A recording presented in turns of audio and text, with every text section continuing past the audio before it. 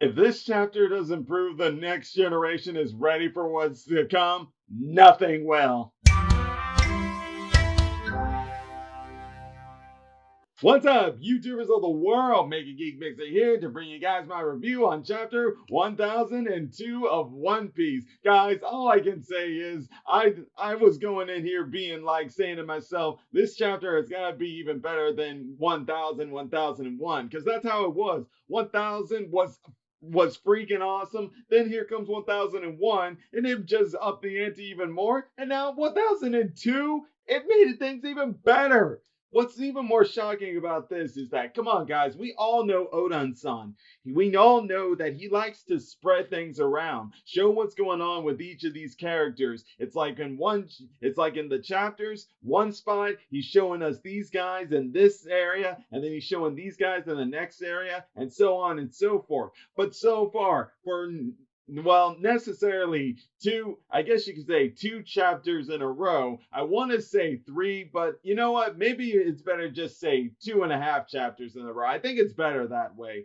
But either way you look at it, ever since 1001, it all the way through 1002, it's just been nothing but the battle that's going on the roof between 5 of the worst generations and 2 Yonkos, Kaido and Big Mom. And I gotta tell you guys, it's just been amazing. It's been awesome. Each and every one of those characters, Kaido, Big Mom, the 5 of the worst generation, has all had their moment to shine. This is like almost a repeat of last week's chapter, but even to a much scaler level.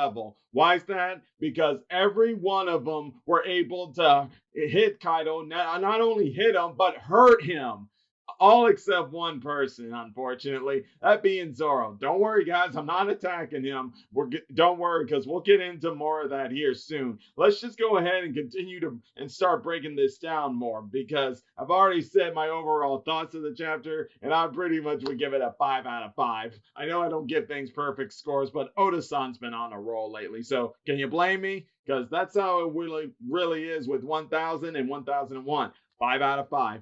But now, having said all that, like I said, let's get back into it. And it all started with Kaido going in with that razor wind technique of his, destructive wind. And I loved how it gave us a reminiscing of Eustace Kid, and how in the post time skip, he no longer has his left arm, I believe that is. Yeah, his left or right arm, whichever one. He lost it due to a battle with red-haired Shanks, and now he had to have a mechanical arm. And that's basically what it showed us when his robot got sliced at the very same area where on the left arm, where he no longer has his arm. Instead, it's replaced with a robotic arm. But I still find, I mean, sure, it was very fixable because of his magnetized devil fruit, but it was still a great reminiscing right there. And then, of course, that's when Luffy, and Law each all got their chances to harm Kaido. We already know Luffy could do it, but him coming up with more moves that are similar to his old moves, just in gear fourth,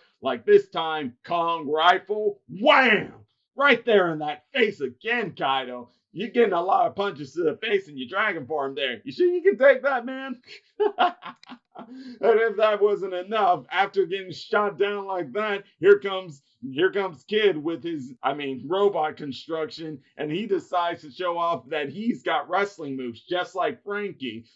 As he grabs his head and then pretty much it pile drives him, if you were, or Tombstone, I can't remember. I know I'm a fan of wrestling, but there are so many moves out there that I could just get lost with them. But either way you look at it, the fact that Eustace Kid has wrestling moves makes me be like, maybe he and Frankie should go at it. I think they might actually have a good wrestling match, because as we've seen, Frankie, he knows some wrestling moves out there, and if Kumo was out there, I would definitely love to see how his magnetized powers would work against Kuma. And Kuma, he knew sumo wrestling style when he was fighting the Straw Hats back in Theater Park there. So no doubt he probably been a Wano. But besides all that, I'm off topic there. Either way, it was still great to see. And yes, that harmed Kaido as well. But then here came my favorite non-straw hat Trafalgar Law in to show that he is a badass himself as he once again shows off the Gamma Knife.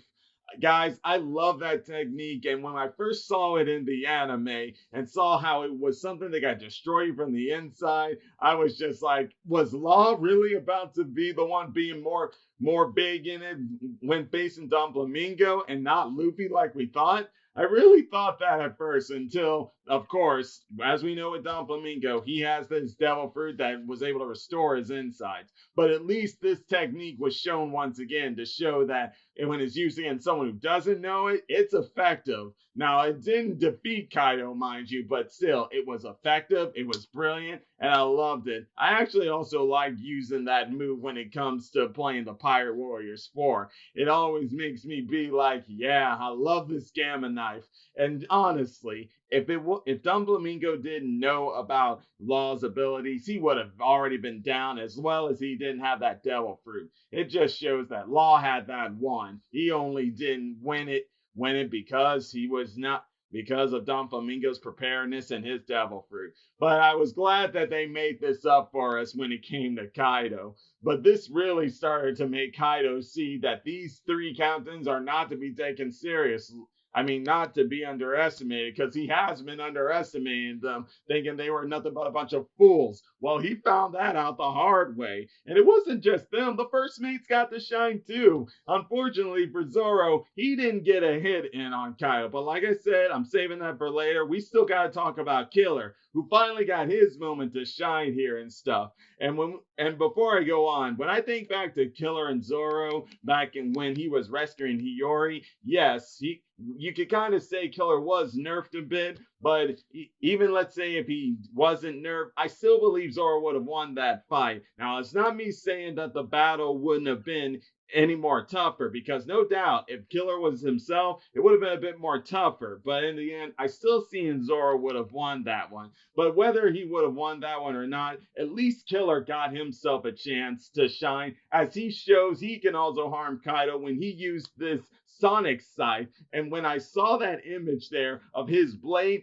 going around, spinning around and right through Kaido's skin, I was like, are you freaking kidding me? How's he doing that? Does he know the eternal destruction haki as well that Luffy is using? Or is it just he's found a way to pierce his skin even without it? Because I can believe it can happen. I can't say for certain that Kazuki Oden had the same haki that Luffy has, but he definitely had Ryu, where his haki didn't even need to make physical contact. But either way you look at it, the fact that all of these guys and Killer made that damage on Kaido was unbelievable. And now I can finally get into Zoro here, who, as I said, unfortunately he didn't get a hit on Kaido. But one thing you got to take away here, guys, is that while he may not have hit Kaido, you should have seen the fear Kaido was showing. Because as Kaido was about to be attacked by Zoro, when he was about to use Enma, it was Big Mom who was able to tell him to dodge it. If she didn't tell him, he probably might not have dodged it. And if he didn't dodge it, something tells me he would have been taking real damage. Heck, he probably would have even gotten a new scar, or even damaged the scar Oden gave him even more. Why do I say that? Because when he missed, the attack went and cut off the horn off of Onigashima. That giant horn on that top of that giant tall tower island they're on. Zoro was able to cut it with just a one-bladed technique with Emma. Just imagine, guys. No doubt Kaido would have really gotten hurt by that. It would have been nuts. I would have been like, Zoro, you badass, you are just insane with that sword. And this is just showing how much stronger Zoro would have gotten. And he's no doubt going to get stronger as he continues to put more control in with Emma. Like, if it becomes an extension of him, he'll be even stronger than ever. But I'm definitely still waiting for when Ashura he uses the Ashura technique, because this would also be a perfect time for him to use it, because he has not used it at all since the time skip. I think it's just because Oda's waiting for that moment. And all I can say is this battle between Kaido and Big Mom seems like a perfect moment to me. But hey, maybe he might see an even bigger moment that doesn't revolve in Wano arc. Either way, I'm ready to see Ashura, and I can't wait for it to show up. But either way, Zoro may not have gotten a hit in on Kaido, but he at least got to attack him and cut through his blast burn, mind you, as well. But as I was saying, he not only cut through his blast burn, but used an attack that no doubt scared Kaido, that he just had to dodge it and dodge it quick. But now, having said that, we gotta talk about Big Mom, because she is pretty much, along with Killer, the MVP of this chapter, as she was. Because here's the thing, she was able to take hits in and knock out Killer and Zoro after they took on Kaido and tried to damage him. And right out of nowhere, she's using Zeus and using a thunderbolt or a thunder attack and striking them down just like that. It was nuts, guys. Nuts all the way. And then, of course, then she uses something that reminds me of a Pokemon move, when she used Shura Wrath of a Heavenly Domain. Heavenly Domain Shura Wrath, I believe that was. And that only just reminded me of that electric move, Electric Terrain, because that's what it felt like as she made Zeus make a lightning battlefield right there. Nuts, I tell you. But it was because of that she was able to knock out, or seemingly knock out, Eustace and Law, along with Zoro and Killer. But Luffy's still standing because he's made of rubber. But that's where it led into that spot of Luffy taking a direct hit from Blast Burn, but he toughens it out and then comes in with that Kong Gatling attack. Unfortunately, though, that's where the chapter ended, which really sucked. I mean, it felt so short right there compared to all the other chapters, but still, nonetheless, a great chapter nonetheless. And it just made me wish that we could have had a little bit more, just a little teeny more. But either way, all I know is this definitely left us with some great things. As for one, as I said, Big Mom, MVP of this arc, as she was able to take that moment to each strike them down when they least expected it, and she watched Kaido's back, because it was because of her Kaido dodged Zoro's attack, because they both sensed that Zoro was about to use a big attack that was threatening for Kaido, even warning Kaido how he underestimated Zoro. Oh my God, this was just, oh my God, I couldn't even begin to express my excitement and how all of this was. But if you guys saw my live reaction, it was just that. As a matter of fact, I'll go ahead and leave it in the link description down below if you guys haven't seen it yet. But I'm pretty sure some people are seeing it.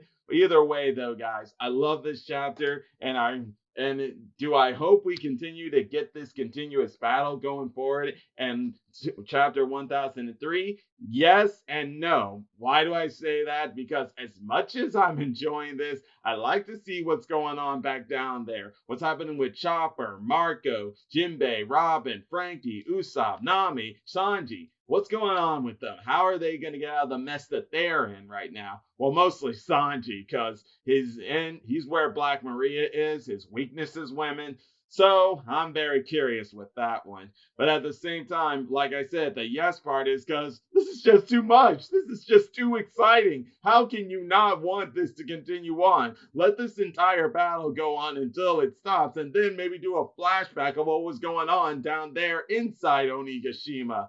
It's so much, guys. I cannot contain this excitement. It's just too beautiful.